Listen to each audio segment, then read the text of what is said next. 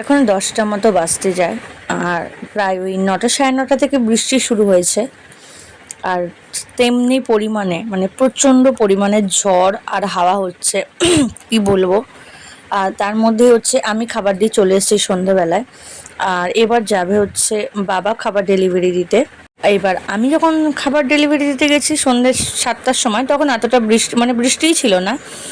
কিন্তু এখন যখন বাবা বেরোবে প্রচণ্ড পরিমাণে বৃষ্টি হচ্ছে। আর বাবার যেহেতু হাত কাঁপে, ঠিকমতো সাইকেল চালাতে পারে না। যদি সাইকেল নিয়ে তোমার সাইকেল নিয়ে ছাতা নিয়ে যে সরি ছাতা নিয়ে সাইকেল চালায় অসুবিধা হতো, আমি বললাম রেনকোটটা মানে পরতে।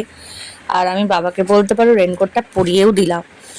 আর এইরকম ছোট্ট ছোট্টভাবেই না আমি, আমার মা, আমার মেজদি, বদ্দি যাই বলো না কেন, আমরা আমার বাবাকে মানে আমাদের বাবাকে এইরকমভাবে ছোট্ট ছোট্টভাবে ভালোবাসি আর খেয়াল রাখি। ভালো তো বাসি অনেক, যেই ভালোবাসার কোনো সীমা নেই, কোনো শেষ নেই।